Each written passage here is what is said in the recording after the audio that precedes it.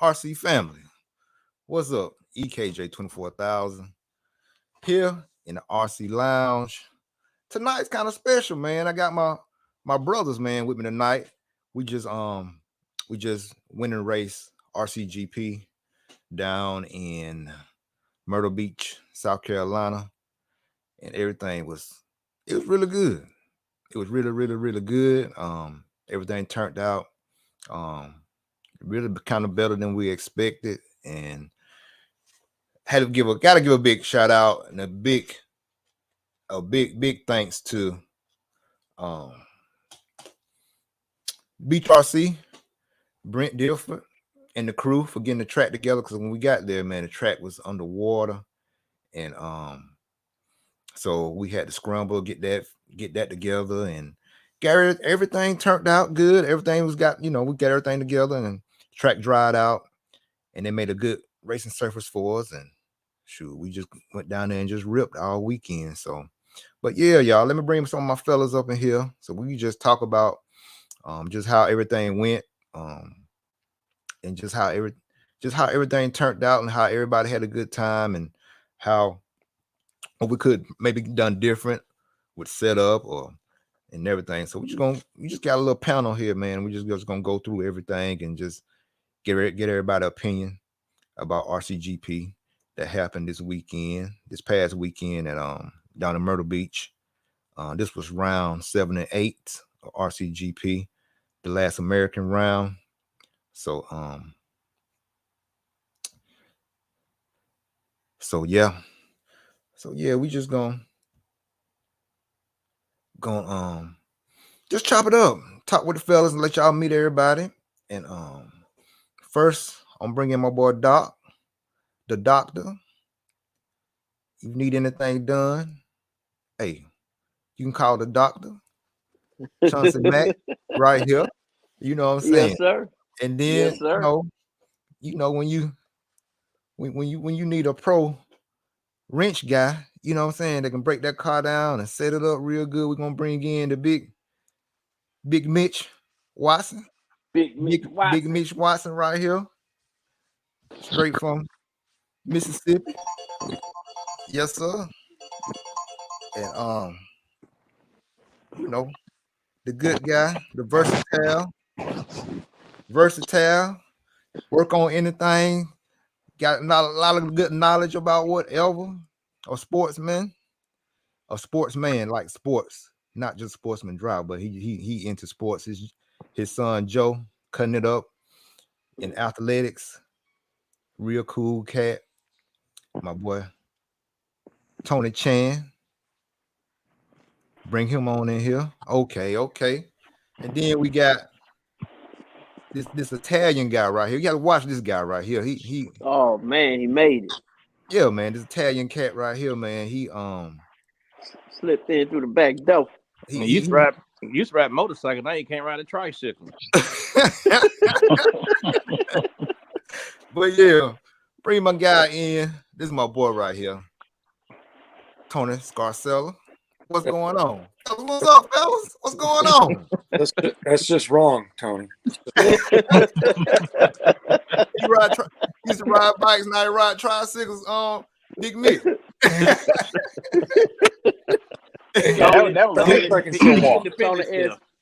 Yeah, man. Tony, that was Mitch. That wasn't me. That was Mitch. No, we all look alike. No, that was yeah. So yeah, man. We got here. Okay. Well, yeah, RC family, but these my fellas, man, that I go to majority of all the races with. If we ain't all together, we wish each other we ain't all together. So, but yeah, these my partners, man, and we all attended and did RCGP this past weekend. And so fellas, what y'all thought about what did y'all think about the track? How did y'all like the track? RCGP track. How did y'all like the track? Go ahead, Doc. Since Doc's first time, what you think? Go ahead, Doc. What you thought about the track? Track was awesome. I mean, the layout, the technicality of it. technical. Yeah. It was a nice track. You know, it was different. It was different than what we normally would race on. But my vote, it was a kick ass track. Yeah. Yeah, it was good. It was real technical, especially that part, that middle section when you did the big jump, the big double, and then when the car was coming back to you and you had to make that little double and then make that left, the other double going back to the left. So yeah, man, it was tricky, but then again, if you just let your car keep that momentum, it just hop over that double and you can go on and make that the next double. So, but yeah, what you thought about it, Tony Chan? What you thought about it? Thought about the track?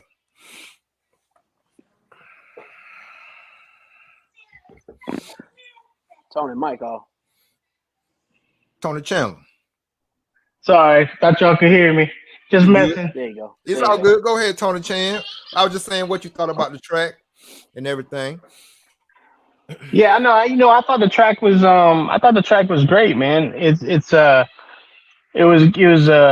was a good track to have a good race on and not worry about, breaking too much or breaking every single time you take a jump. Right. Don't get me wrong, I like those kind of tracks. I like the race time tracks and but I enjoyed it. It was fun. I didn't race. My son raced. Yeah. But he said it was definitely challenging, especially from not racing often, and this was his first time back in a few months. But he really enjoyed it. Cool. Big Mitch, what you think? Man, I think it was the track was good. It wasn't quite what I expected. What I've been there before, Oh. like smooth. I guess the rain had something to do with that, and trying to get the track, dried out. But it's off road. Everybody ran on the same track. Yeah. The grip did eventually come up, not as strong as it normally be, but it was enough, Right. to make some adjustments. I gotta say I was expecting a different type of traction, but like I say, it's outdoor. That's it ain't indoor. You know what I'm saying? That's the beauty of it. It's outdoor. Right. So you have to adjust, and that's Mhm. So I had my right hand man JQ in my corner, so we make adjustments together, and I can kind of go off of him. The track was good. Like it was. I would like to seen it be like it was with my driver. Always punched. You know what I'm saying? So we had a lot of bad luck, but it was kind of the layout was more in our favor. But our driving style just wasn't smooth. If it had been smooth, I don't know what would have happened. But Right. Yeah. it was good though, man. It was good. The weather was perfect, man. Like after the rain come through, couldn't have been better. That's right. Because like I said, I saw like before we went down there, I was looking at some past videos on YouTube, and the videos that I saw, the track was kind of like a mid grip, kind of loose. But then again, it did groove up, getting into like especially our in the end of our practice rounds, getting into the qualifiers, it started developing a little black groove. And so it half of what I have seen it fall, bro. Yeah. It didn't have half fall, bro. Get more than the little side road hop road out there. You get more grip on the track than you did on that road side grip. I'm sure Brenton have it right for this fall, bro. But the weather had to play the part in it, and like I said, it's outdoor. It did. That's a part of it. Mrs. Scarcella, what you think? How'd you like the track?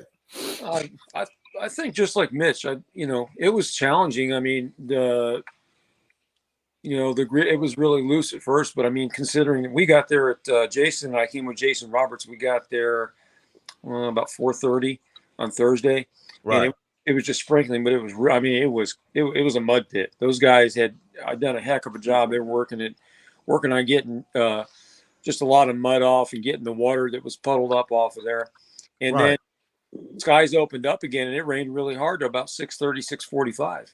So it was even more wet. So of course, when that happens, you're going to get a lot of sand that gets raised to the top and everything. And like these guys are saying, it was loose for a bit, but maybe I would call it mid grip as well. I mean, yeah, it grooved up in some areas, but it, it wasn't super grippy for most of the track. But everybody drove it, and like Mitch said, it's off road, and I like it. I like it when it's loose and it's a mix of stuff. I mean, I grew up with two wheels sliding everywhere and things like that. So I like with it. I'm not at work, so I'm gonna have fun, and I enjoyed it. Okay.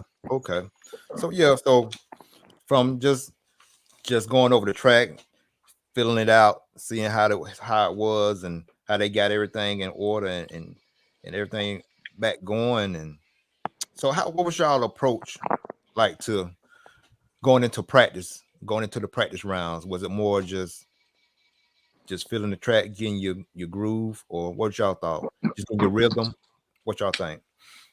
Go Doc. Doc go first since he the version. So his chair just got popped the first time with RCGP, so he get to go first every question. You know what I'm saying? So Doc, what you what you think? What's up?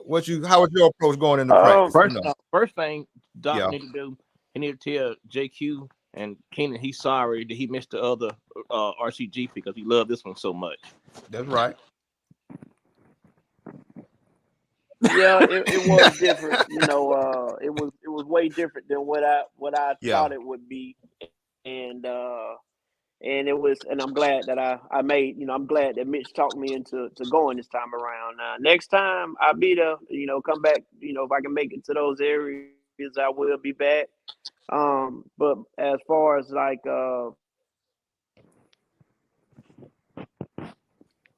because the way the track kind of had the track was coming in, and I mean just in some areas, I mean you were just standing in mud when you was turn marshaling. I mean if you didn't really have some good shoes on, your shoes still gonna be sitting in that spot, and your foot gonna be in mud because that's how deep the mud was.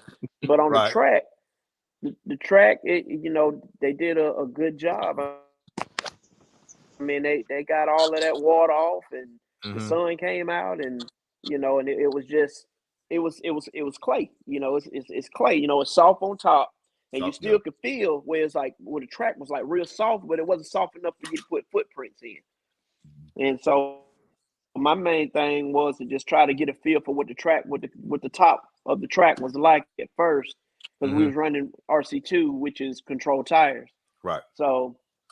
And then, you know, so it's no advantage for anybody that's running an RC2 because everybody's on the same tire. So basically just watch a couple different lines, kind of see how they taking it. Right. And then just playing a point of attack from that point. Okay.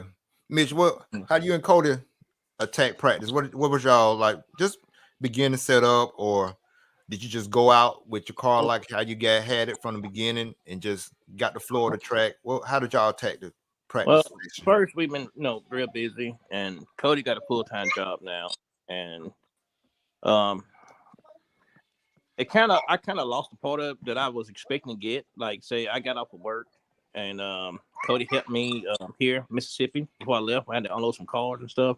Yeah, he helped me. We came back to my house. We loaded stuff up. We was running JQ car because I didn't have a whole lot of time to get his car ready. And Cody hadn't ran but one time since the first RCGP, so we didn't have her no practice. So we got there early Thursday morning, expecting things ready.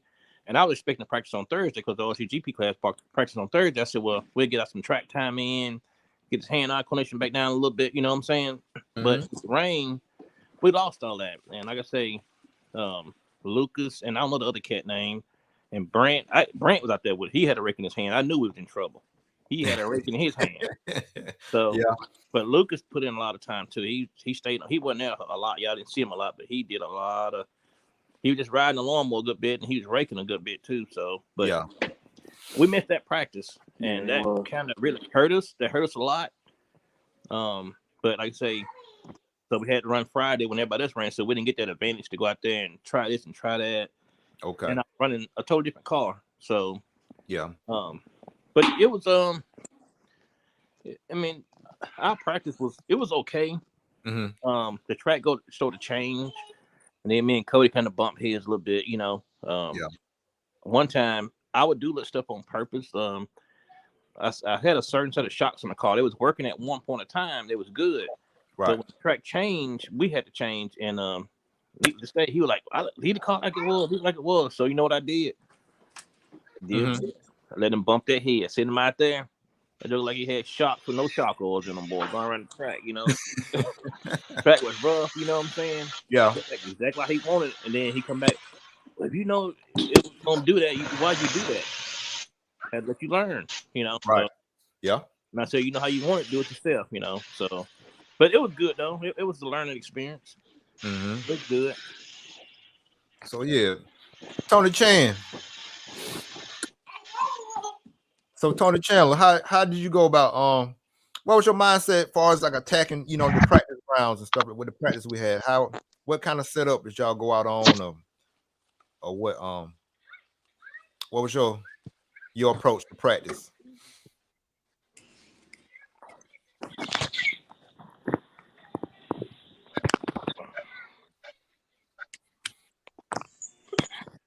Tony Chan, you good?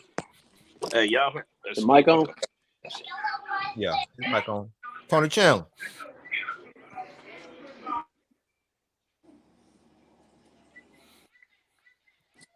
Scarcella, go ahead. We'll get Tony Chan straightened out. Okay. Okay. Yeah, for me it was just kind of like with Cody. It was a matter of getting out there and getting some track time. Yeah. About the only thing I didn't like about the weekend was how condensed Friday was, because they were trying to stick to the schedule and they didn't want to go into the evening, which they could have because they have lights there. So we basically had all those practice heats, and going into the first seating heat, we had just enough time to go out there and run, go marshal, clean your tires, and go right back out again. I didn't have a chance to even change anything until Saturday. Right. So, which is fine. I mean, that was my only gripe. But, yeah, I just went out there, got some track time, and then just took mental notes of what I needed to do for Saturday. It's pretty much it. Yep. Yeah. So, yeah, pretty much the same way. I just, my thing was, it was just going out there with a good base setup. Like I said, my diffs and stuff, I ran like 10-10-4. And really just going out there, get in the groove of everything, just getting a rhythm, just feeling the track, learning the jumps, learning the corners, how to corner, and just get a feel of just getting a feel of the track. So, and then from there, then progress to picking up the speed, you know what I'm saying, turning up the speed a little bit after that. But like I said, everybody kind of missed out on practice that we should have gotten. But I think everything turned out pretty good overall. You know what I'm saying? Going through practice, everything was good. Even though I did have a servo go out, and that kind of took one qualifying round away from me, but got that switched out and got back going. So everything turned out was straight for real. So okay, from practice, y'all going into qualifying. What y'all thought about the qualifying format? Did y'all like how the format was? Doc, did you like how the format pretty much was? It's different. I mean, it took a minute for me to. I mean, because with the way they do stuff, you know, in America, we can, you know, go to Live RC and stuff. We can see what's on the track and stuff like that. So the format that they run for RCGP is, I heard that it's on the same format as the Worlds. Yeah. So I think that was pretty cool to be able to run on the same format as the Worlds. But as far as understanding it, it's hard to catch on at first. And I still can't say that I'm 100%. Maybe the next race I'll be locked in. But yeah, I had to blow little Joe up, asking Joe, "Hey man, what's on track now?" I woke Joe out. Joe was always on his phone. Joe was all over it. But for me, it took me a while to kind of get the grasp of it. It's all good. Yeah, I understand that. Like I said, the first time for me when I went to when we did Piedmont at S&B, it was the same way, getting used to that back to back and get. It was like I had to catch up to the speed of the race. You know what I'm saying? Just getting everything ready. I had to speed my stuff up to get in the rhythm to have everything right for each round. But once you get that groove together and figure out how they run and everything, it's nothing. You just know you got to go straight back and start jumping on whatever you got to fix and get it knocked out before the next round. So, but yeah, so, but yeah, what y'all think y'all would have changed about the format? Mm-hmm. What you think? I'm more like what Chance was talking about the format, but yeah, it was easy for me. I just need to be ready. Right. I sit next to Arnold Schwarzenegger, and I be like, Joseph, what? I like, how long we got? He talking about JQ, y'all. He talking about JQ. Yeah. Like Go ahead, Mitch. He can't be Arnold. You got to come on some other side, Arnold. 20 minutes. He ain't gonna tell you. He's gonna tell you like 2 words. 20 minutes or 30 minutes, whatever we got. Yeah. And I just follow him, kind of like I never even looked at the sheets or none of that, you know. You're right. So that's good. He kept you on point with the time and the time of everything. So yeah, that was straight. That was good. He knew what would happen if I zipped that tent up. Me come back in that tent, zip that tent up, Miss Myra. He knew what time it was. It would be an ugly one. When he come out of there. Yeah. Scarcella. Yeah. What you thought about the format? What you thought about the format? I lost the volume there. Hold on. There we go. Can you hear me? Yeah, I got you. Yeah, the format. So this is my third one, and I've been a track crew to Worlds before, actually race director, track director, excuse me. So, I mean, the format's fun. It's different. It's different than it's different than just straight mains like we're used to in heats that we're used to running in the U.S. Right. And the neat thing about this format, when you go into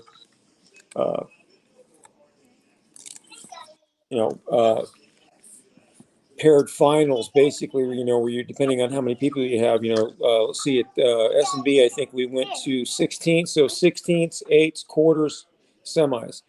So basically what you're doing is you're taking the top 4 to 6 of each one of those groups and you're combining them into the next heat. So it's an interesting way of doing it. It's kind of more of a heads up competition, but I like how things are scheduled. You pretty much know when you're going to be up for practice or qualifying. It gives you time to go do something if you need to. Versus just having to wait there and guess. So that part I definitely like. Like I said, the only challenging thing this time around was, because of the weather, they tried to condense everything on Friday. So yeah. And then what they were trying to do was stick to the schedule. I mean, I talked to David Ishwood about it, and asked him if they could, maybe open it up a little bit on Saturday, just because it was so tight, which is what they did. And all they were trying to do is just make up for the weather. So, but I like it. I really like it. I mean, you get a lot of track time. So right, it does. You really do, and it is quality track time too, and everything's.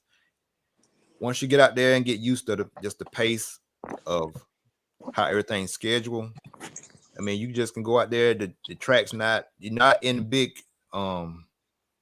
heat races with a lot of cars. It's comfortable number of cars on the track at one time.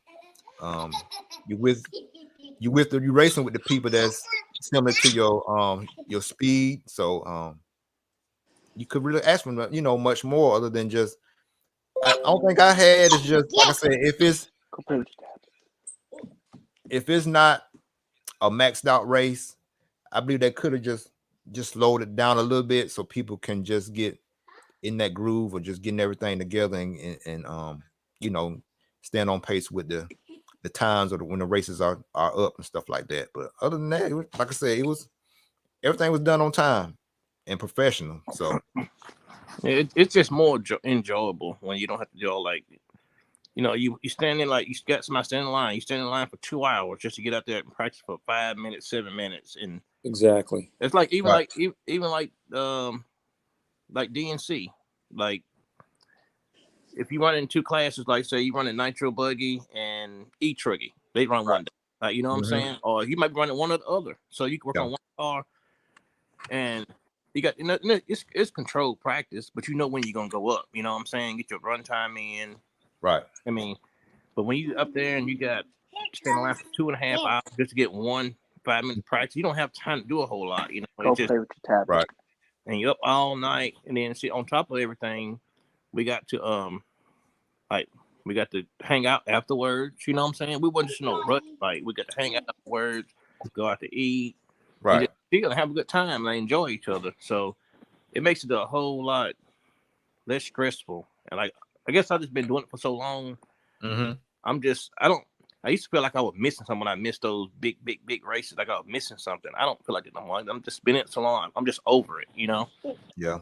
I'm just kind of got over it. I do the club racing and the smaller big races, the tracks is there all year long. I like that.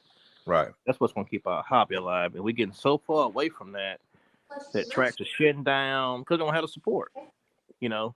Right. No, we don't have the support. So, and we're already small as it is. Well, I mean, small hobby. Go ahead, Doc.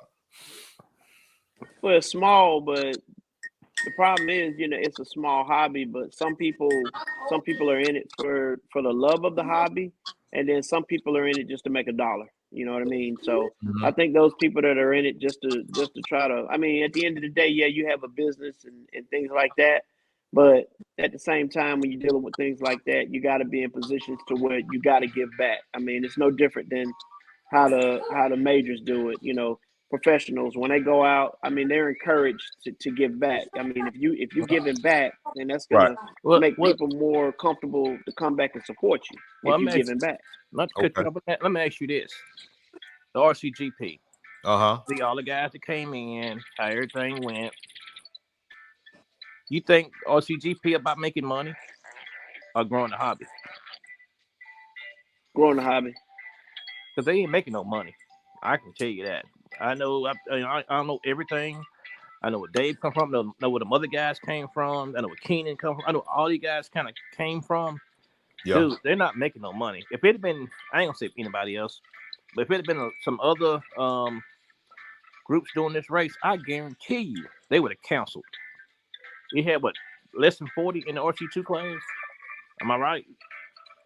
Was it about 40 in RC2? Something like that. 38. 38. All right. Okay. Well, dollar being made, it would have been canceled. I know it would have been canceled because, like you say, it ain't about for everybody. It ain't about the growing the hobby. It's about the money. And I gotta give it to them guys. They do a good job. They organize. They fair. And like David, he never stopped. He was constantly going. That dude never stopped. You're right about that. Yeah. And like he come off. He real nice, but like he has to be something. He has to be a dick sometimes because that's the part of like Lance. I like Lance. Lance has to be like that sometimes. Yeah. But you gonna be the director, but he like that towards anybody. It ain't he's nice to me most of the time, but if I do something messed up, he gonna drop the hammer. You know what I'm saying? I don't take it personally. You just have to be like that. Yeah. But yeah, it's a good series, and like say, and they figure out a way to give back to the racers, and not to my just money wise, just teach them like they took like Corey took you. They run about drove your car, helped you. Oh man, that was great. Like that. That was great. I mean, because most things see these pro guys at these races, and it's like some people be scared to approach them. Like, you know what I'm saying? Like, but they kind of bridge the gap to help you. Because like, if people keep breaking every jump and they can't figure this out, this and that, you're gonna give up. Like, you get tired of like they help. Yeah. Help guys out. Not only that, but it also gives you a different perspective of that driver. These drivers are taking time out to come and help these young pilots, to help these young drivers, young and old, to point some things out that they didn't see. I know when David was talking with Corey was all, he was all hands on. And you could tell that Corey was listening to everything that David was telling him. Yeah. Because all the information that he was telling him was going to help him. It was all good pointers that David was giving to Corey. Same thing with Joe Barnhorst, what he did for Joe. He gave Joe a lot of good pointers. And I'm sorry, but the RCGP is the only one that has done that. I haven't seen that done at any of the other events. Maybe besides Bring the Heat when what was it? DeMarco and Ryan Lutz. You know, that's the only other time that I can remember seeing it, because I remember looking up at the driver's stand and I said, Lutz is on the track. And I looked up there and Lutz wasn't on the track, and I looked over and Lutz was sitting in pit lane and DeMarco was driving his car. And so it's, you know, people really don't realize it or not, but it's times like that where it just really opens your eyes to be like, wow, that's different. You know, that's somebody that's really trying to support the hobby, you know. And that's kudos to RCGP. Yeah. And that's what I hate. And I ain't just saying because we, you know, Miyako, and I know JQ pissed a lot of people off. Like I got in JQ ass this weekend. You know what I'm saying? We still buddies and stuff, you know what I'm saying? But they're just teammate, you know what I'm saying? We overlook stuff. But he get read wrong a lot, and he a lot different in person when you're around him. But I gotta say, and this is my opinion, I think the dude, he really is into trying to grow the hobby. Like, he's not even racing. Like, so what? Like, you know what I'm saying? Like, what are you doing? Like, he's not even racing. But he's trying to like that was his idea. Like, you know what I'm saying? Trying to help. Yeah, it was. Yeah, that was his idea. And he do a lot of different stuff, you know, but he get misread a lot, and a lot of people don't agree with him, you know, but it is what, you know, that was a good idea. You know, it really was.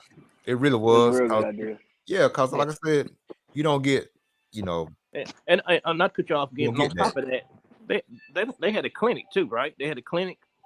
They're supposed to try to have a clinic. I don't know if the weather got involved or what, but they're supposed to have a setup clinic before all of that. I don't know. I think the weather got involved with it, but they had the tent up on the tent over there. They had the clinic. Supposed to have a clinic, setup clinic going on for everybody. But I think the weather got involved and all that stuff, and they got behind schedule.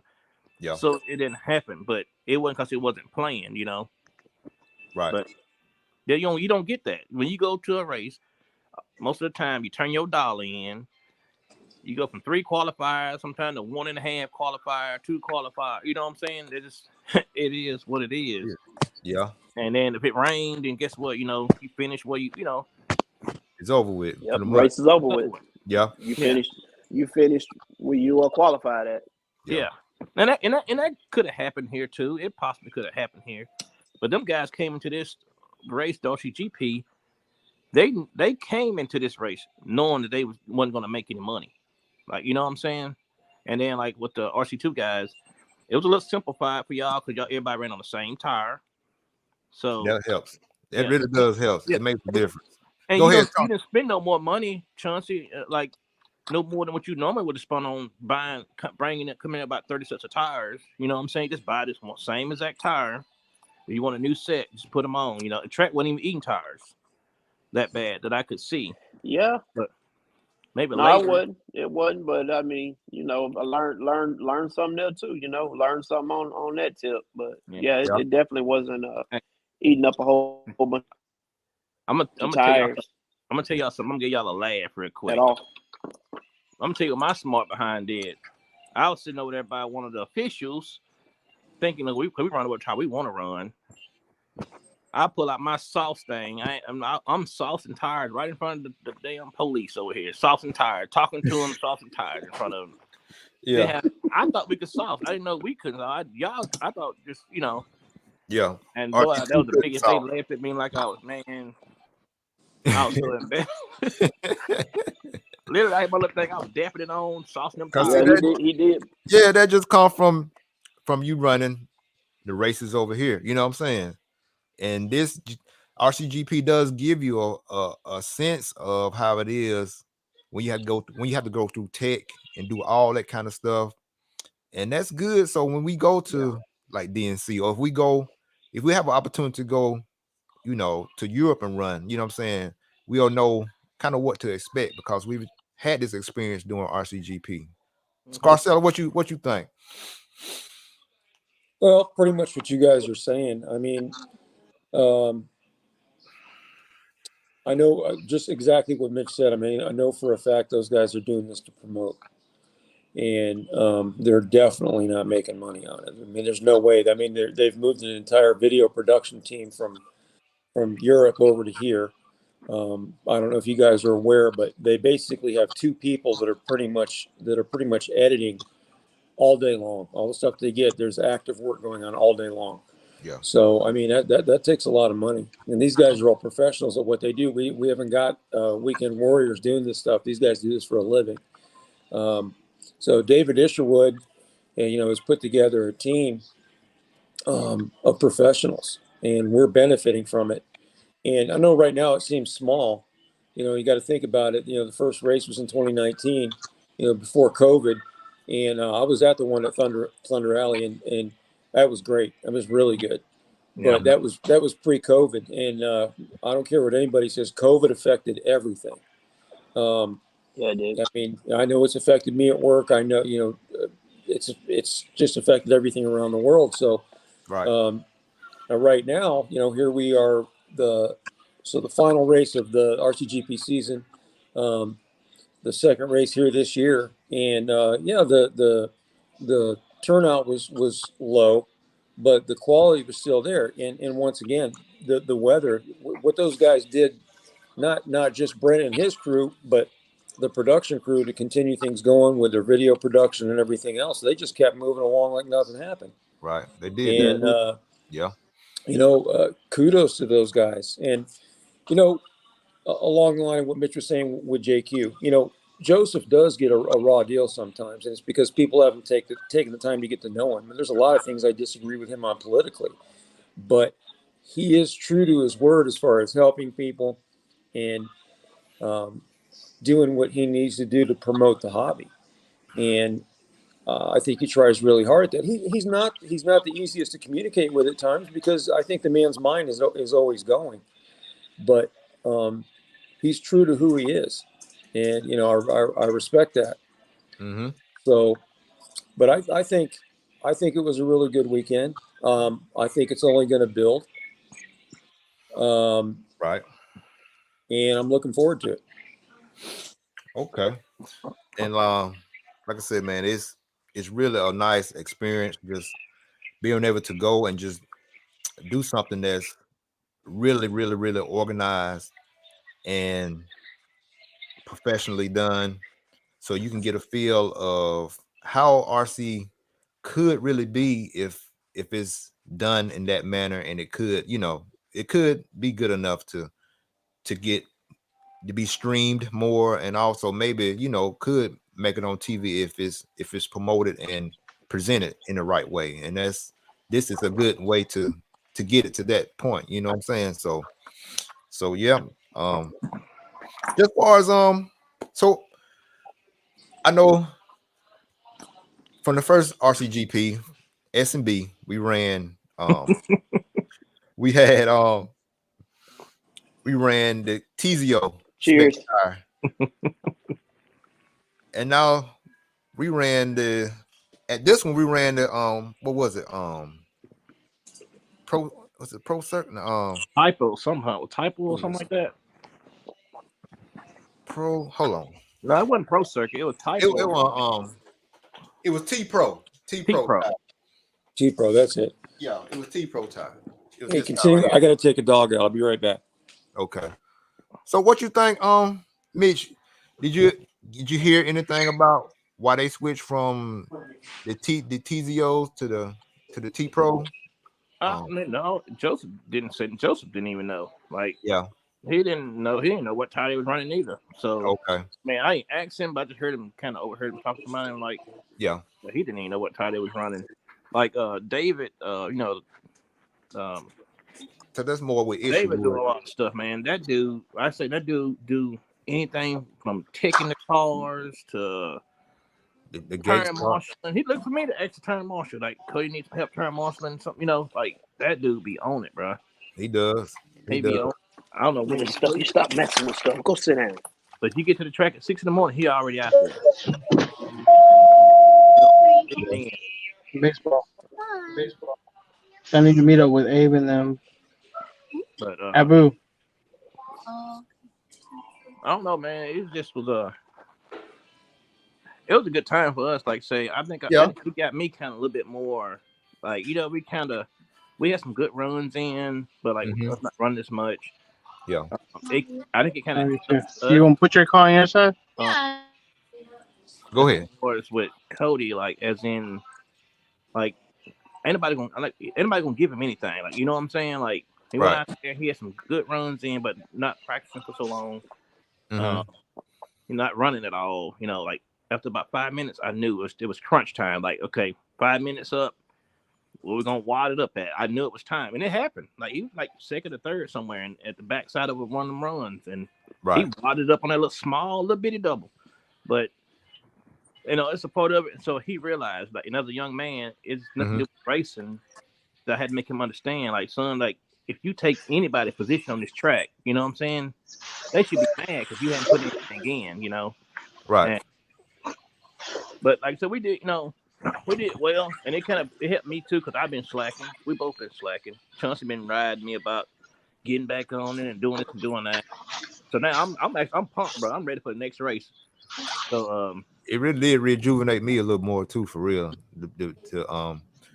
To really get after it and even practice more with like you hear it all the time, with the purpose, you know what I'm saying? And just it just come down to you gotta sacrifice some stuff and put the time in if we really want to get better at this, you know what I'm saying? So yeah, it was our open experience. Learned a lot. Can you guys hear me? Yeah. Tony Chan, yeah. So we were just talking about Tony Chandler. Man, dude, I've been having technical difficulties like you wouldn't imagine. You all right? We hear you now. AT&T. We good. Hey, Tony Chan, how did you tell everybody how you like the what's your opinion on the format and how everything was ran, as far as like the race format and schedule wise? What you thought about that, Tony Chan? Man, for some reason it's going in and out. Can you guys hear me fine? Yeah, we hear you fine. Yeah, we hear you. Yeah. Okay. Go ahead. We hear you. What did you ask me, Corey? I said, how did you like the What did you ask me? What was your opinion on the race format and how everything was scheduled? How did you like that? And just elaborate a little bit. Well, you know, and I'm sure Tony could probably the other Tony could probably elaborate too on this. I really enjoyed the first RCGP that we went to in South Carolina. You know, I enjoyed the format. The only problem is that we weren't really familiar with it and we didn't understand it. You know, and there was a lot of people under the same, you know, canopy, same area, same pit as I was, that was in the same boat. They just didn't understand the process. Right. And so we, you know, we went through some growing pains during that first run, because we missed a few races. We missed a few important races, actually. We missed the juniors final race that Joe could have been in. And we missed a few of the practices just because we were a little confused on how everything ran and everything worked, and the lingo and the language.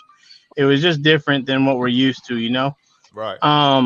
So if there was any kind of criticism I could give towards just that first race, I actually wrote the owner, David, and was speaking with him about it. And he was real receptive to what I had to say. You know, he listened to me and he said, you know, maybe we do need to make some changes as far as letting everybody understand and know how things work. And I think they when they came back this second time around, they were a little bit more thorough in explaining things and being able to understand, you know, when you run and when your heat is up.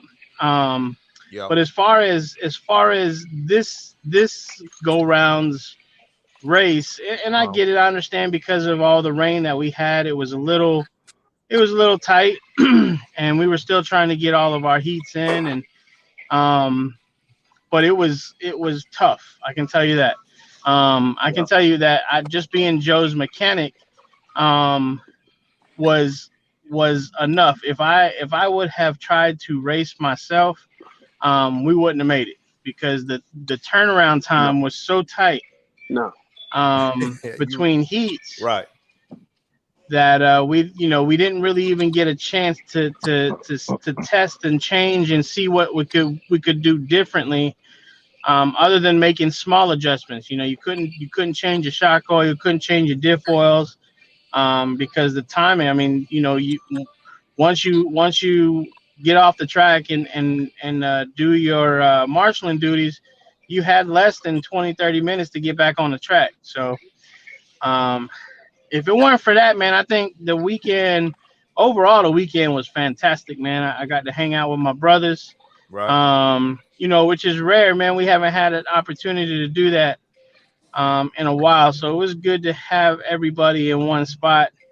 I think we were just missing Javi, man, and it would have been the whole family, But I think, and Andre. Right. But no, man, it was good. Joe had like Cody. Joe hadn't raced since the first Rcgp. Baseball is pretty much life for Joe right now, Right. and we're heavy into that. Baseball, it takes over. So Yeah. um, we didn't get a chance to practice, didn't get a chance to race, but for what it was and for what he went out there and did, I think he did the best he can.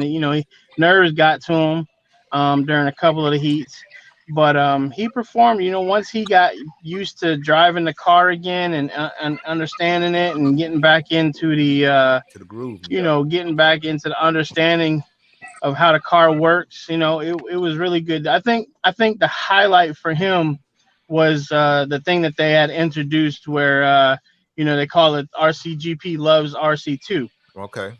They didn't do that. They didn't do that the first time, where they allowed the the big wigs, the professionals, the pro guys to come in and drive their car. And so I think letting them do that and Joe getting to interact with Joe Bornhorst was a really cool experience for him. And just some of the minor adjustments that Joe made to Joe's car improved his time by like 3 seconds on his fastest lap. And he was pretty consistent with that after the adjustments were made and the things that Joe was telling him. So it really was helpful in the sense that I don't know everything about RC cars, and obviously the pros do it and they do it for a reason, and they get paid for a reason. Right. It's because they know these cars inside and out. And Joe don't even run Mayako, but I mean he just made a few tweaks and he was pulling fast laps with the car. So I think we're gonna try to get back to racing a little bit more, man. We're gonna try to get back into it. Joe's 16 now.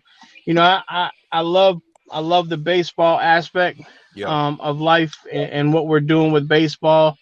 But I also know that there may not be a chance for him to get past to the next level for baseball. It's really tough to get into that collegiate level with baseball. So I don't want him to fall out of love with racing cars once he becomes a young adult. I want him to keep on doing it. So I'm gonna push for us to get to some more races in 23, and see if we can get up with you guys, man. That's Tony, maybe we might try to come your way, man. It might have a bucket list somewhere over here. Your way, man. Might have to chill at your house or something, man. That sounds good. But that's overall, man, we had a really good time this past weekend, man. That's what's up. We're gonna go just into a little bit of just the little basics of car setup. And but Tony Chan, just like you said, Joe haven't been on the track for a while. So what was y'all base setup that y'all went with just to start off with? So we ran just for like the shock package, your diffs, just stuff like that. Yeah. So what y'all did? Yeah. So at first we ran we were running 7 holes with I think we were running 650 in the front and 600 in the back. We were running I think we were running 10 7 7 in the diffs. Okay. Which seemed to be real light when I heard that Joe Bornhorst was running, 30, 20, 10 in his car. But I think with that setup, and the tires that we had to use, Joe was a little loose. Yeah. And it took him a little while to get into the groove, but we ended up changing on everyone else's recommendation. We ended up changing to 5-hole pistons, and we went from 650 to 600 in the front, 550 in the back, and that seemed to tame the car a little bit. And we loosened up the throttle linkage and changed a little bit of the brakes, and the car seemed to get dialed in more. Joe was consistently running around 32, 33, 34 lap times, and then once we made all those tweaks and changes, he actually shaved off about 3 seconds and was running around 30, 31, 32 second laps. So good changes, good tweaks. I'm looking forward to learning more about this car, and leaning on Tony over there and Mike and Mitch to try to get some more opinions. I did get some good feedback from David Runafolk, right? Where he said that we should be running at this particular track. We should be running links instead of arms, and we were running both arms in the front and the back. And Runafolk was running arms in the front, no, links in the front, arms in the back. So he was just telling us on these smaller, tighter tracks, you want to run links because the car's a little bit more forgiving. Okay. And on the bigger tracks, the more spread out tracks is where the arms are working pretty well. So we'll take heed of that, take note of that, and adjust as we go. Okay. Tony Scarcella, what was your starting out setup for as like your diffs and shocks package and stuff? I kept it the same as Wicked Weekend, so I had six hole with bladder, soft X-ray bladder. Yeah. 550 up front, 450 in the rear. Shocks felt good. My initial issue, I had changed out the diff, so I didn't have my brake bias set right, and of course we didn't have much time to do anything. So, right.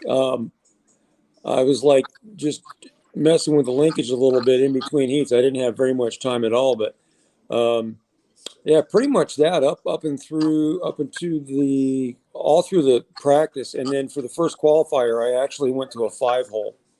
Okay. And like the 5-hole a little bit better. It's stable. It helps make it a little bit more stable. Yeah. Kept the bladders in there. Second qualifier, I did go to a 7-hole and 7-hole emulsion, and I hated it. I know really? I don't use that word often, but I absolutely hate it. It was terrible. Yeah. So I went right back to the 5-hole. Okay. And for diffs, I ran 15, 15, 7. Okay. And that was from Wicked Weekend, and where we had more of an on power. What that does, the thicker you're centered in front diff, it gives you more pull and more drive, more acceleration. Right. And I'm not at freedom to say, unless he wanted to, exactly what David was using, but it was significantly higher. And if you've run any on-road or anything where you're running either a slipper in the center on like a 4-wheel drive buggy or car or a spool, you have to stay with those.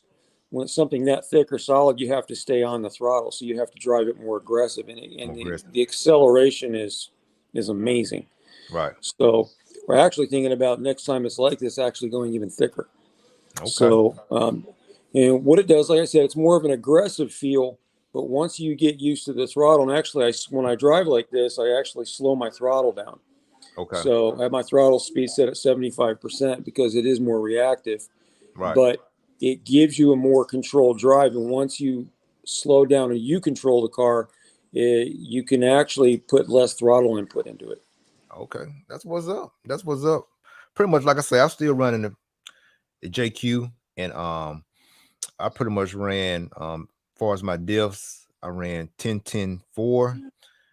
Sometimes I switch from 4 in the rear to 5 or 6 or 7, but I ran 4 this time, and it felt pretty good. Only thing, as far as my shocks, I ran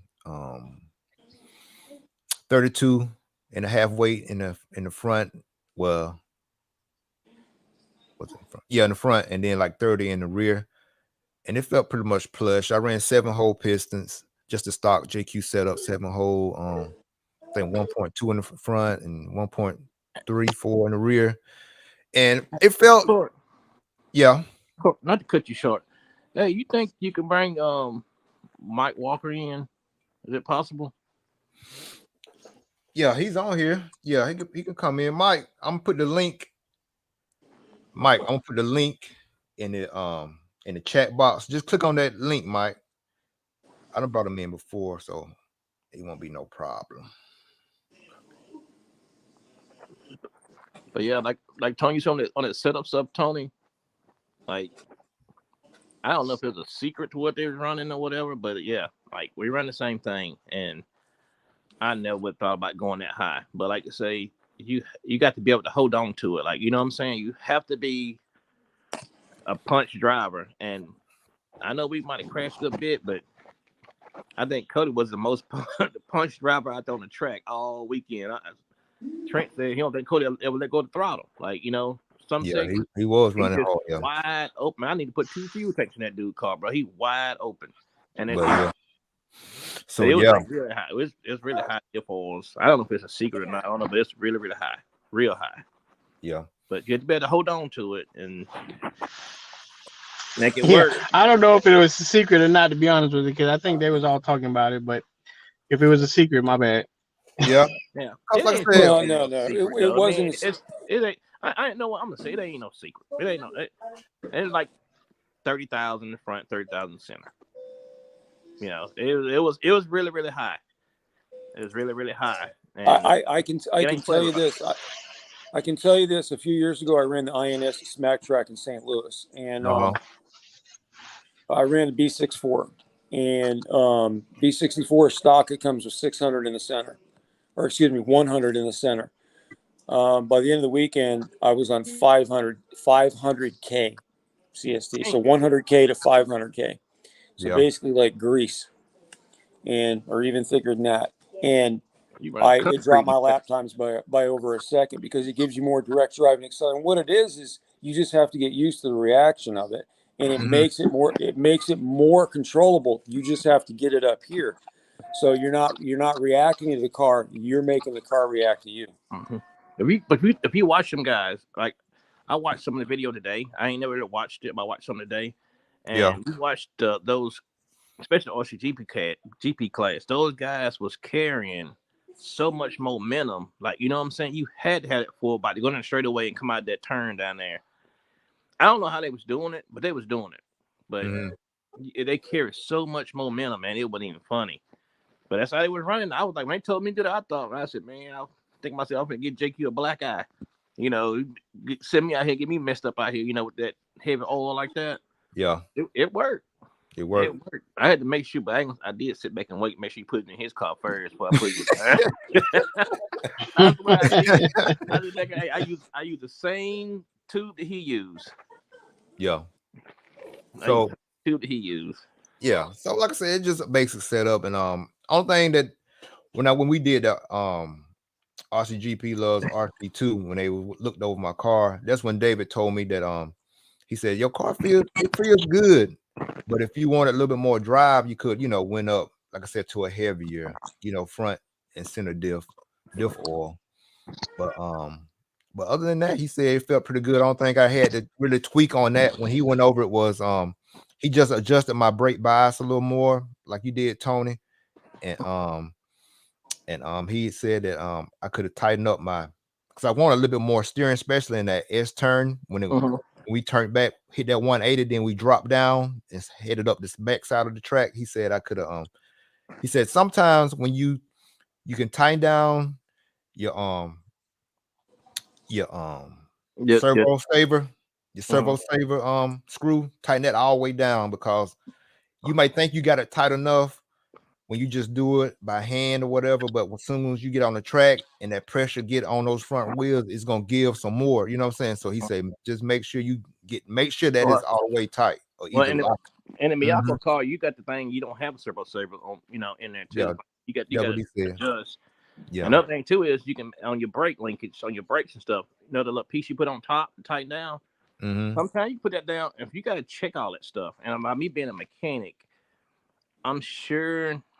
Well, all y'all don't hear Tony Chandler maybe, but when you're a mechanic, like our job's in the pits, so it's my job to see the little bitty things that y'all probably overlook, like over tighten the center diff thing with the cams with the brakes. Yeah, you want to have it tight, but if you got it too tight, you have it it'll be bound up. It won't be free. So you'd be hitting jumps and the brakes, so you'll be releasing, but the brakes should be grabbing a little bit. Like the brake discs, they can be too tight. You just gotta. It's stuff you gotta check, and lots of get overlooked. Ain't nobody. I do it sometimes. It's rare, but I overlook stuff sometimes. But it ain't too often. I think we broke one time, and I guess you would say it just was a hard crash. It just pulled the shocking out. But if it was just a breakdown from like a mechanical error, that's likely to happen. But that's the advantage of having a mechanic. You know what I'm saying? You were about the track, and he were in the pits. Right. But my shock guy, I gotta get my shout out to Mike Walker for my shocks. Jake, you do good, but I'm around Mike a little bit more. So he helped me with the shocks pretty good bit. He do a lot of testing. It used to be my partner Chicken used to do all the testing, but he ain't been racing lately. So, but for the most part, when we always end up on Mike shocks, I had to do a little adjustment from there. But he kind of get me lined up, Is Mike coming on or what? He said he found his computer up or something. Okay. Well, he might. Like I said, I put the link. I want to know, did anybody get the video? Or did they even video when she crossed the line? When what happened now? Say it again. Did anybody watch the videos from the race? I watched a couple of them. What you was asking about? Corey? Did talking about the watch RC2 final races whenever Trent crossed? And when he crossed the line, Mike went to raise his arms up like Trent won. And when he raised his arms up, I had picked him up from behind, like his whole body came up in the air. When you gave him that bell hook, I got him out. I want to see if Rcgp if they videoed that. The video. We'll go back and see. Not be in jail for I didn't see it in the race but they got them. They got the races posted. So yeah. Yeah, some of those. I think some of those videos were like 2 and 3 and 4 hours long. So you just had to find the race. Right. Yeah. Mike just said he's jumping on here. Okay. So Doc. The doctor. Yo. So what was your starting setup for the race? What you go out on? As far as like your I kept my setup the same. I was I run emotion shocks. I had used the flashpoint inserts. I think I had clear up front and blue in the rear, 6-hole pistons. Yeah. I think I was running 40 weight shock oil up front, 37.5 in the rear. I ran 10.77 in my diffs, and so I probably could have went up on my diffs a little bit, but I didn't want to go up too much because I wasn't. If the traction probably would have been a lot more consistent, I probably would have went up in my diffs, but it was kind of hit or miss for me. So I just pretty much stayed 10.77. Yeah, especially on the tires we was on. So I feel you on that. But right. Yeah. Well, they had fantastic traction. What are you talking about? Well, I mean, it was it was fair. It was fair for everybody. I can say that it was fair. Yeah, it was good. It was good in certain areas, but if you at got about out 3 in the if you afternoon got out with the of, sun beating down, that was perfect. But once but in the morning it was somewhat skaty, so we had a lot of tire spin in the early morning hours of when we was out there. Right. It was a whole lot of tire spin, but as the day went on, they blow the track off. You get out there, you snatch on it. That baby grabbing. But as the day go on, you got a lot more fluff out there.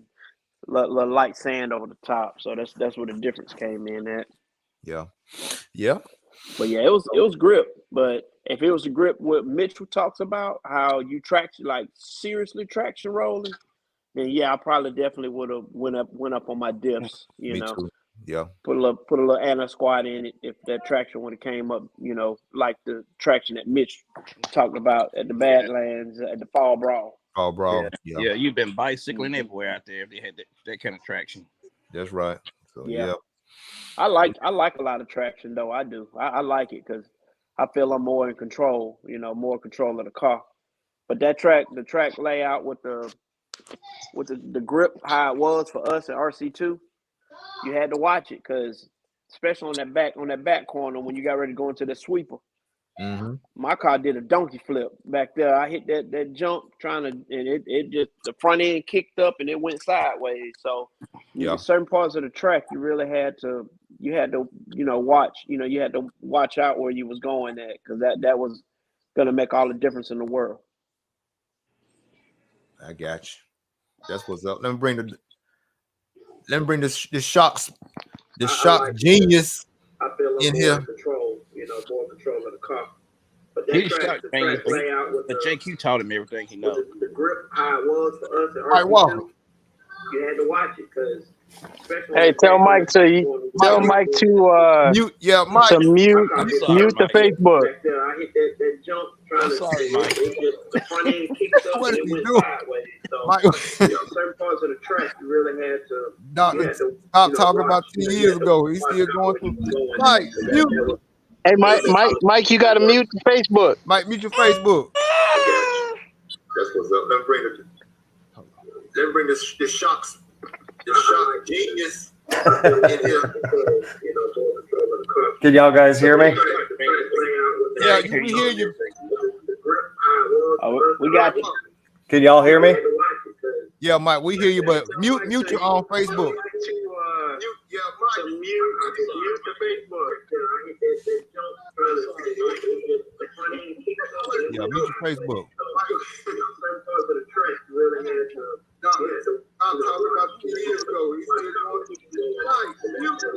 Hey, Mike, you gotta mute Facebook. I don't have Facebook up. Well, mute the YouTube. There you go. Mute the YouTube. I don't have Facebook up. That's crazy.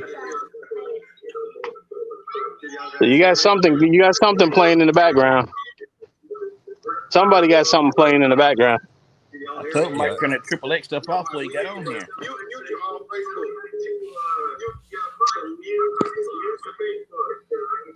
Mute your YouTube, Mike.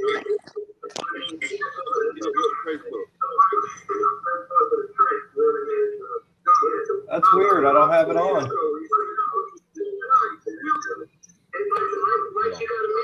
We're gonna see right here. Yeah, try just you have headphones on?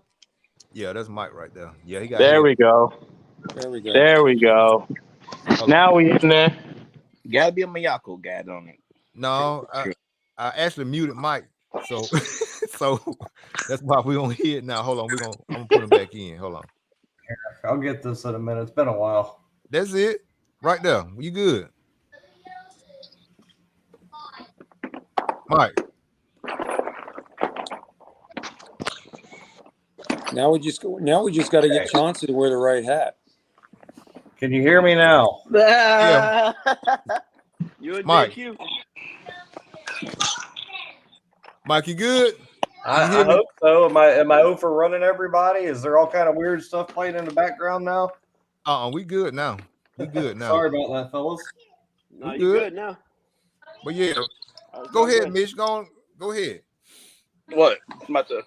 Might be my shop man. Yeah. Might get my shop man. And then shop man.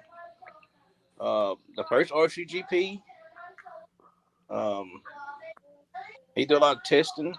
So I mean, I trust. You know what I'm saying? I trust him with the shop. You know, he get me close, and then of course I adjust. You know, when I need to adjust what I need to do. But yeah, I go most of the time. Cody been running his shop since Rcgp. Yeah. So yeah, Mike, we were just talking about pretty much how our setup was when we first got there, and how How did we adjust, as the track grooved and traction came up?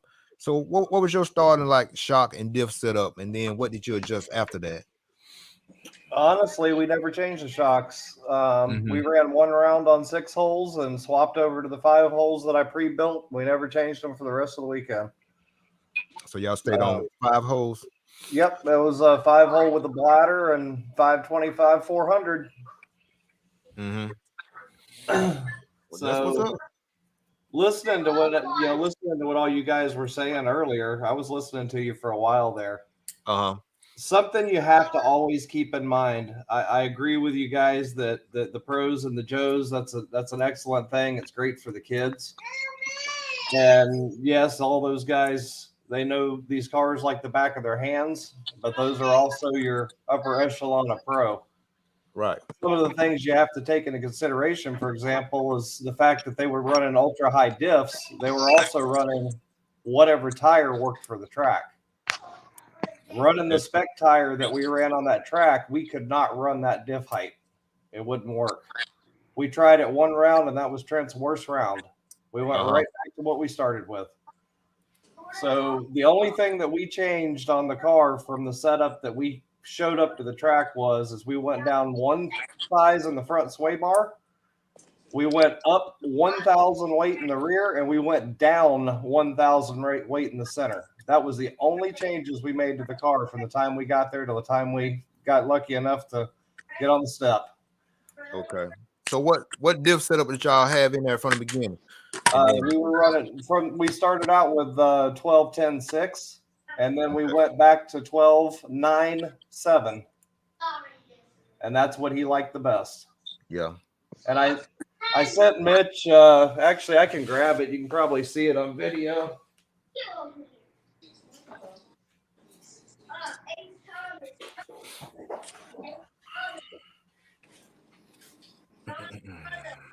I'm sure you probably saw a lot of the cars that came off the track after that 45 minutes had no tires left. Right.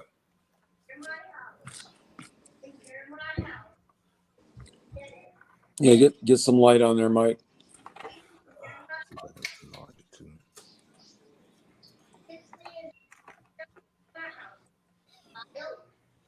Okay. Get a little more light on there. There we go. Yeah. We got more than half the tread left on there.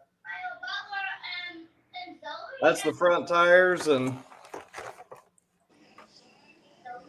there's the rears. We didn't use up our tires at all. Right. He had enough tires to run another 45 minutes. So that's what I say. Always take what those guys have into consideration. Don't ever run back to the pits and change your cars up completely until you understand what you're doing. Hey, Mike, what do you think about them tires? I agree with that, Mike. You think the tires have been like that if had been like the fall brawl traction? Like, you've been a fall brawl before, right? Oh yeah. You talking about these handout tires? Yeah, it ain't any tire would it last. I mean, it'd have been so grippy, it wouldn't matter if they were balled or grip. Should have knobbies on them. It wouldn't matter. See, if it was a normal fall brawl and we were running it on the RCGP class, right, we would have been on an Ellipse clay tire. And the Ellipse clay tire gains more traction as the tread goes away. Okay. So that being said, these tires, they weren't bad. They were a handful all the way up until the main. In the main, we finally gained the traction we were looking for. And for example of that too, like with everybody burning up their tires, our fuel mileage with these tires was horrible compared to what we're used to. Used to in a situation like that, we'd run an 8:30 pit stop. But we used practice in the morning to figure out what kind of fuel mileage we were getting. And we had to back down to 6-minute pit stops. So as the traction came up through the day, I was able to adjust that some. We gained a minute in pit stop as the traction came up. So we were doing a 7-minute pit in the main. Okay. But once again, with running a diff fluid that worked for him. We were basically setting up for the tire, not the track. You know, granted, I say that loosely. There's always track set up in there, but we had to set the car up to work with the tire, not vice versa. So that's why y'all went down with the center diff to give a little bit more traction to help out. Yeah, and it smooths the car out. Seeing as we don't have a lot of traction, you know, he's balancing the front, makes rear the of the car car less nervous. Yeah, it's all a balance. Like what Mike telling you is, it's no right and wrong way. It's you have to balance your car out. Like it's all about a balance. And you're right, you had to go. Like you had to build your car sit up around the tire. Like and y'all, I ain't say it's easier, but everybody on the same tire, so you know you have to do your sit up around the tire that you're gonna run. Like most of the time, if I go to a race, I've been there several times. I know what time I'll be on, and I do my sit up around that tire, and I'm gonna be running on. Yeah, and cool. and like I say, it is a difference between the pros and the Joes, you know, as far as the tire go, better change tire. Because you don't have a choice. You got to deal with what you got. Like, you can't come in, oh, my tire, they too loose. You can't do that. You got to build it around what you got, what you have to work with. And it makes it a little bit easier. And I wouldn't care if they did that to the Rcgp class. Make them run one tire. And then that would be good. That would be really good, actually. Yeah. I wouldn't be mad at that because it's less thing you have to worry about. You don't have to think about it. You know, because everybody on a levels the playing field. Yep. Yeah, it levels the playing field. Because when we got there, we run Cody run for lugs now, and we never even tested with him a whole lot. You know what I'm saying? So therefore, I was kind of guessing, like, you know what I'm saying, and I didn't have all the tires that I needed to compound, so I never made no big order. But I didn't have what I needed because I thought the track was gonna do something different. So, but I had to run what we had. You know what I'm saying? You would have seen if you had have seen RCGP on the handout tire, you wouldn't have seen those high diffs because the cars would have been way too responsive on power, and it would have just broke the tires loose when they tried to jump on power. So that was even an issue with Mitch and Cody when I did some shocks for Cody. As I told Mitch, I'm like, man, I said, I'll try to help you, but I don't even know what the hell you guys are doing over there. And I meant that sincerely, as in it's not that they were doing anything wrong by my standards. It's you got to have the balance in the car. So as I had told Mitch, when I watched Cody run on the shocks that I gave him, Cody had more traction than anybody on the whole damn property did. He would have needed to go to a super hard clay tire to calm Cody down. And I think Cody would have been blistering fast at that point because you could have kind of used the car to tune Cody down a little bit. Yeah, I tried to tune him down. I knew the car had traction in it, and I told him, I said, look, the car going to have traction for the short race you was in. I said, use that to your advantage that you don't have to drive the car so hard. But him being 18, he know everything. Like you can't tune something down that's wide open all the time. You know what I'm saying? The traction was there. All he had to do was calm down and just know that the bite was in the car when he wanted it. But he didn't listen, and that goes back to me. Like I tell him all the time, my next step with him is I'm gonna teach him. Like I'm gonna make him learn how that car works. Like what does what? How he don't know how a clutch system works. He don't understand. He don't pick his tires.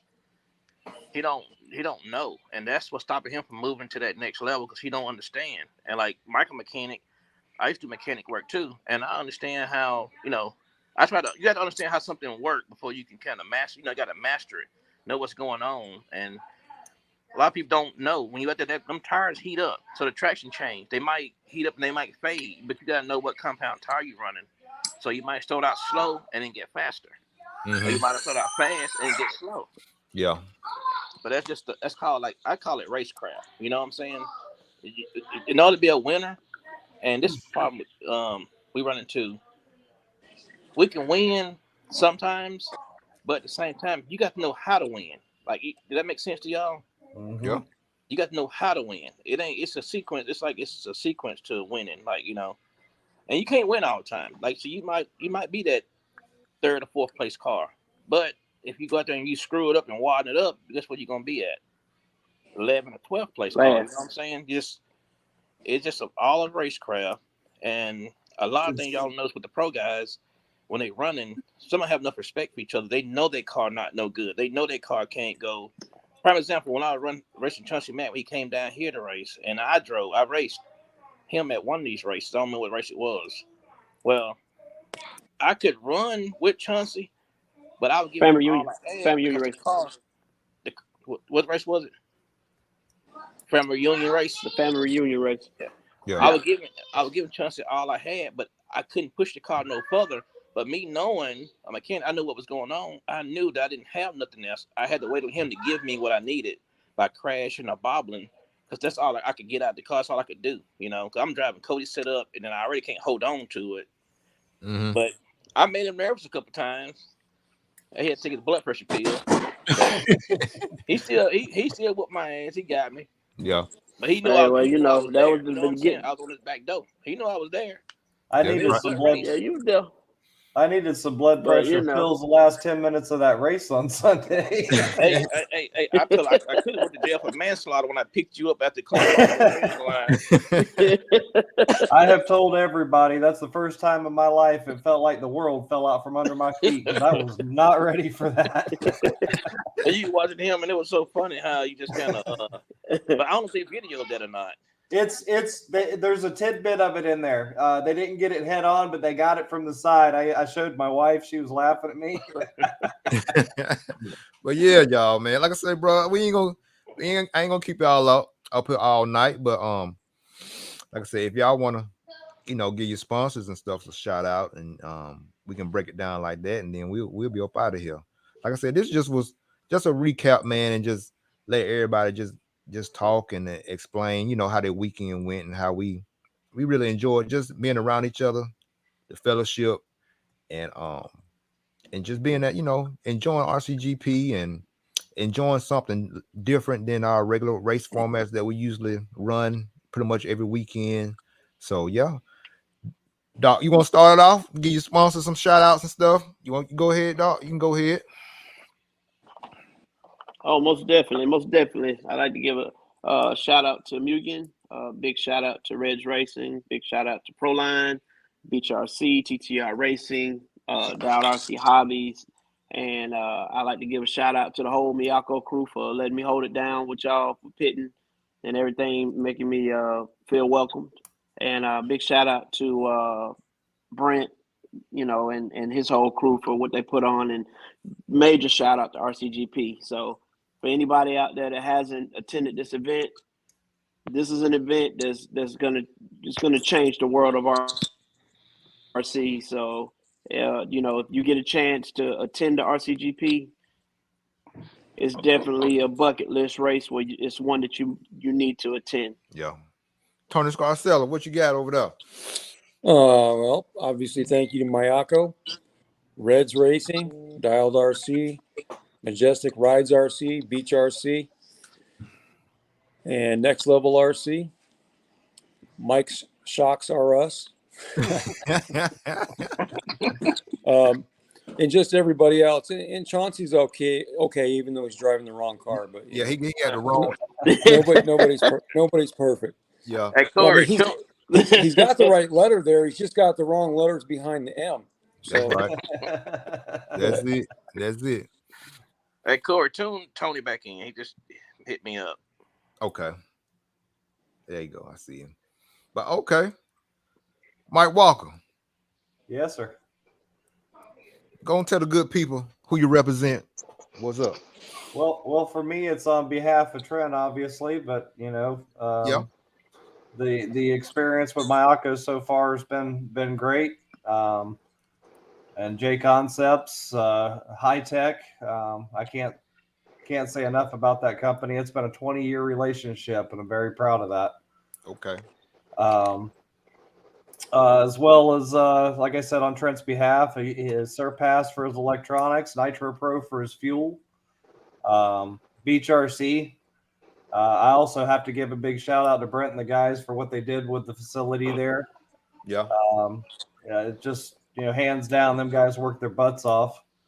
And, I also have to say that I believe RCGP format is definitely something that needs to be followed. I think that I hear a lot of complaining and a lot of moaning and groaning throughout the hobby, and nobody wants to change anything. And this is the future of what could be. Mm-hmm. You know, there's plenty of things that that can grow. You know, they're very infant in this in a very old guard style world, and I think if everybody would give it an opportunity, that you know, I think they would be pleasantly surprised. That's what's up. Tony Chandler. Hey, gentlemen. First of all, let me say sorry for all the technical difficulties, man. You good? It's tough when you're doing multiple things, man. I'm over here at my concession stand right now trying to take inventory for this weekend. But yeah, man, let me shout out. Most important to me is my TTR family. There's the guys that's on this call right now, minus a few. But man, it was so good to see y'all and be with y'all and hang out with y'all and fellowship with y'all and you know, just be brothers, man, and hang out and clown on each other and hang out and love each other, man. It's good stuff. Sometimes, you know, work and the busyness of the days get to you, and you gotta step back and be able to enjoy life. So this weekend, that's what it was about. Wasn't really about winning, man. I was just happy to be there and enjoy the time with you guys. So very thankful for that, man. Our sponsors, man, I couldn't do it without our sponsors, man. Definitely Mayako, for sure. Beach RC, Brent, Beach RC, Dialed Hobbies, Greg Degani with Sidewinder Fuel, Reds Racing. Man, our power plants are on point. Me and Chance, we was running hard with them. Tony Scarcella, we was running hard with them Reds Racing engines. So thank you to them guys. We really appreciate them. Y'all want to go fast? Go get you a Reds Racing engine or two. Or Sidewinder Fuel. Yes, sir. Yes, sir. That'll keep you out on the track for a while. Other than that, man, just my whole RC family. Thank you guys in the pits. Tony, Mike, it's always a pleasure hanging out with you guys and learning from y'all. Mitch, I know you can't hang out with the road dogs because you up there with the big dogs, but we still love you anyway, man. I came out with every chance I got. Hey, yeah, you did. You did. Some of that Jack, that was good. We still family. That's right. But that's it, man. I was over there. I come see Mike. I come see y'all. Mike was working on the front deck up there. So yeah, man. Yeah. We all together, man. We all was together. We all stayed in the same room together, man, and broke bread with each other. So, man, what more can I ask for on a brother's weekend and enjoying? And you know, me and you, Mitch, and Mike, you know, we running with our boys. Man, what better feeling is that, man? My boy Mike, you know, your boy is old. You know, he's older. He's an adult. You know, my son is 16. Mitch, Corey is 18, man. We don't know how much longer they're going to want to do this. And, you know, I hope they want to do it for as long as we've been doing it. But you never know. You never know what's going to interest them. They're young men. So for us to be able to do it with them, man, you can't ask for nothing better, dog. That's can't put a price tag on those memories. That's right. No, man. Yeah. Hey, my question is, though, did you guys have water in your room this time? Because last trip we had water. hey, not only did we have water, Tony, but it was hot. We had ticks though. We did have ticks. Oh yeah. That's a whole nother story right there, boy. Yeah. Mitch got ate up by some ticks. All right. We got the big polar bear. Mitch Watson, who you want to give a shout out to? Go ahead. Of course, you know, JQSM, the whole Miyako team, Sidewinder Fuel, Assault, Ultimate, man, so many sponsors. High Tech, Lugs Tires. My boy Mike helped me out with my shots as usual. I got my engines right now. which I'm about to call him. I'm gonna need one back before November. And he got my headset, so I've been feeling naked all day. I can't even work. Right. He got my headset up at the track. I don't know what other sponsors I got. I don't know what other sponsors he got left out there, but big shout out to my boy Chauncey Mack. A lot of people don't know that he be behind the scenes, helping me out with Cody. He my silent partner. I don't have to put his name on my stuff. He makes sure things happen, you know. Yeah. So I don't know all the sponsors Cody got. I don't even know. JQ made the weekend fun over there, you know, messing with him all weekend, you know. Keenan, I don't know, man, just everybody. I just enjoyed hanging out with everybody. It kind of like it was that little getaway that I needed, because like I've been here, like I put the blame on Cody, but like I haven't really fooled with the RC stuff myself in a while. Like I haven't messed with it. Like, you know what I'm saying? Now I'm back at the point now. Right. I'm ready to, you know, I even gave Mike, so I'm ready to roll. You know, I might even start driving myself some. So I'm at that point now. I got you. But it was that break I needed. Yeah. And so yeah, a No Name podcast too. Forgot about that. Yes, sir. Oh yeah, gotta throw Lefty in there, man. No name RC, No Name podcast, man, for sure. Lefty, like he like my I guess he like my therapist. I guess I call him when all my stuff go down. When Cody pissed me off, I had to hit him up. So get some therapy in. I got yeah. Hey man, but fellas, like I say, I appreciate everybody, and I just want to thank really my RC family, my YouTube family, like I said, again RC family, and I want to thank Miyako, Reds Racing, Dial Hobbies, HRP. Who else I got over here? TTR Racing. Just my family, man. All my family members right here. They always motivate me, keep me going.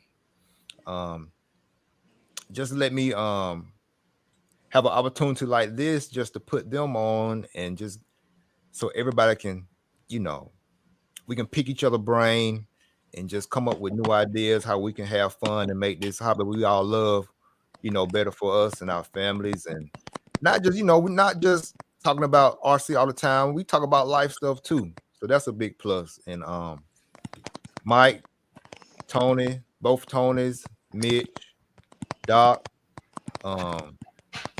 Jarvis, he ain't on here, Dre, that's Doc's brother that be with us all the time too. Joe's just like my nephew, you know what I'm saying?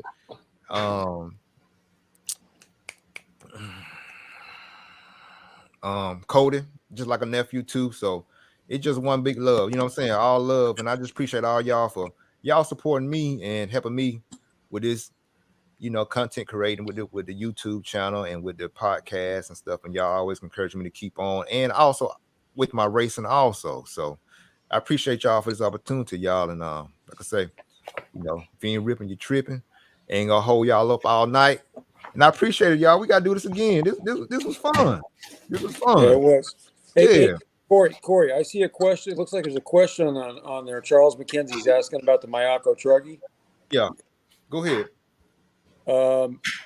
Mike can give a lot of input into this, but there's more than likely next year. There's multiple chassis that we're working on prototyping right now in Europe and over here, e-buggy and nitro. Mm-hmm. So there should be a couple rolling chassis by the end of the year, but you'll definitely start seeing prototypes out at the beginning of next year.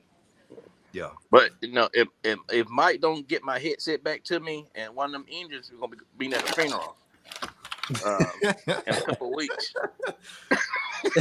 He got it right now. Yeah. Hey, I ain't gonna lie, my boy Mike, he got me by the balls right now. I can't do nothing. I can't do nothing, man. I wouldn't bother the headset. Can't nobody. I sort of throw it out the window. Can't nobody hear me. Yeah, and let me give a shout out to also J Concepts also, and a big shout out to Chris Nelson with TNR Racing Fuels. See, there's a Truggy right there. Sorry. Yeah. Go ahead. Like I said, with Big shout out to Chris Nelson with TNR Racing Fuels and also Send It RC. Also, those guys really helped me out too. So, but yeah, Mike, you got anything else about the truggy you want to say? Yeah, it's right there. Oh, that's the truggy. Yeah, there's a truggy right there. No, Mike teasing you, bro. Don't let Mike tease you like that. See how there's far a picture. There's another picture of it right there. It does exist, I promise. Okay. It does. Well, in due time, we will see. Up close and personal. In due time. Yes, sir. Hey, if it's anything like the buggy, man, we're gonna have some fun. I tell you what. You already know it. Yeah, because I can't drive a buggy worth a damn, but I can drive a truggy. But yeah, y'all, I appreciate this, man. This was really fun, man. Like I said, we got to get together again and just we need to do maybe more races like this and do little race reports like this live. You know, we need to do it. Like we need to find a race. I know we went to travel by like a neutral spot or somewhere. We all just kind of like go to. It ain't gonna be no super duper big race, but like a race we all can go to. Like, you know what I'm saying? Like the whole community needs to bring their butt down here by my house for a weekend and just spend it driving and racing, and the clock can be on, and that's where we do all our setup at. So obviously something's working. Right. Yeah, we got a spot to meet up. Well, you in Orlando, right? You gotta go down Tampa Bay. Tampa Bay, right? Yeah, we're going next weekend. We'll go into our Florida Champs race, and I was at the track. I was at the track last night too. Yeah. I don't know what's wrong with me. Somebody needs to smack me. Yeah, I talked to him last night. Him hit the he should have said Berto Beach. Yeah, stuff, man. Do at the track last night. I just think this RCGP race that we just left, I think it really rejuvenated everybody. Really, you know what I'm saying? So that's a good thing. And hopefully next time. Something to kind of leave you on too. It's been a hot topic in the behind the scenes here, but just like being at the track last night, everybody has to understand that there's not a super setup that you can put in your car that's going to make you a pro. Right. And the only thing that is going to make your results better is a lot of hard work. And you know, I'm very thankful for the opportunities we've had along the way. I'm very proud of my son for what he was able to accomplish this weekend. And boy, if you guys could see the work that's been put in on the backside to make that happen, a lot of blood, sweat, and tears. Yeah, Trent been working. Right. Trent, he deserves every bit of that. Great job, Trent. Great job to you, brother. He deserved that win. He deserved that. It. Been working hard, yeah. But fellas, I love all y'all, man. We up out of here. All right. Yeah, maybe the next time we talk, you'll know what it's like to put together a Mayako. Hey, real soon. It's coming. All right, y'all. If you need any help, I know a guy. His name's Tony. I know him. I heard of him a couple of times. Tony and Mike and Mick and Tony. We got it's good. It's good all to go. family. That's it. All right, y'all. All right, fellas. Have a good night. Good night, y'all. Yeah.